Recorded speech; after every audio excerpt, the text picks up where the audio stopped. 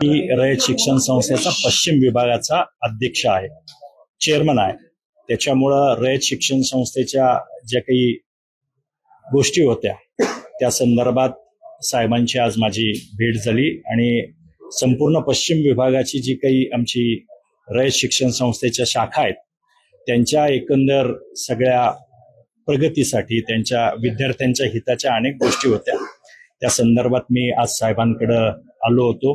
काल मला साहेबांच्या कार्यालयातून फोन आला होता, कारण आता वर्ष संपतोय आणि 25 सुरू होतंय आणि त्या दृष्टीने रयत शिक्षण संस्थेने काही गोष्टी राबवायच्या ठरवल्या होत्या. त्यामुळे काल मला 10:30 वाजताची वेळ पवार साहेबांनी या ठिकाणी दिली होती आणि ती आमची रयत शिक्षण संस्थेच्या कामकाजाची चर्चा झाली.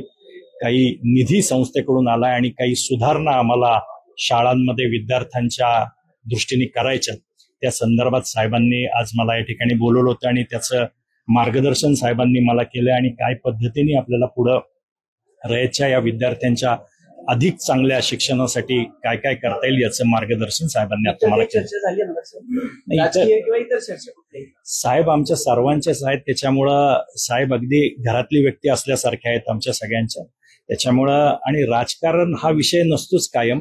साहेबांचे माझे कौटुंबिक सुद्धा संबंध आहेत, त्याच्यामुळं प्रत्येक गोष्टीलाच राजकारणाशी जोडू नये आणि आम्ही साहेबांच्या मार्गदर्शनाखाली, माझे वडील स्वर्गीय विठ्ठल तुपे असतील किंवा आदरणीय अजितदादांच्या मार्गदर्शनाखाली हेच शिकलोय. महाराष्ट्राची संस्कृती आहे की राजकारण हा 1 महिन्यापुरता विषय असतो, तेवढं 1 महिन्यापुरतं राजकारण करायचं असतं आणि त्यानंतर विकासाच्या दृष्टीने पावलं टाकायचे असतात.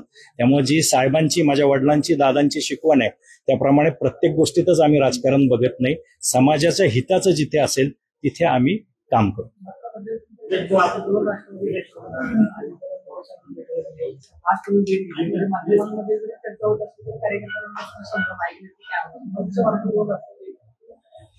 हा निर्णय मोठ्या पातळीवरचा आहे. मी छोटा कार्यकर्ता आहे. मी आज रयत शिक्षण संस्थेच्या कामासाठी साहेबांकडे आलो होतो. काल साहेबांना काही रयतची माणसं भेटली होती. त्यांनी काही त्यांच्या ज्या समस्या होत्या, त्यांच्या ज्या काही सूचना होत्या त्या साहेबांच्या पुढे ठेवल्या होत्या. त्यामुळे काल साहेबांनी मला आजची सकाळची 10:30ची वेळ दिली होती आणि त्या दृष्टीने आमची साधक बाधक चर्चा झाली. मी हे रयतच्या साठीचं जे आहे ते पण साहेबांना दाखवण्यासाठी आणलं होतं. साहेबांशी त्याच्यावर चर्चा केलेली आहे आणि त्या शाळांचा विकास कसा होईल याच्यावर आमची चर्चा झालेली आहे. त्यांचं मार्गदर्शन घेतलेलं आहे. इच्छा आहे का, कारण घरचे संबंध आहेत मध्ये पुन्हा एकदा पवारांनी एकत्रित यावं कुटुंबानी पक्षाने, असं आमदार म्हणून, लोकप्रतिनिधी म्हणून जवळचे म्हणून तुम्हाला वाटतं? ते तर पवार नेहमीच सांगतायत, दोन्ही पवार सांगतायत, भेटतायत एकमेकाला, वाढदिवसाच्या शुभेच्छा देत आहेत. त्याच्यामुळं त्यांच्या ज्या आहेत त्या सगळ्या महाराष्ट्राची इच्छा असेल ते त्याप्रमाणे ते करतील.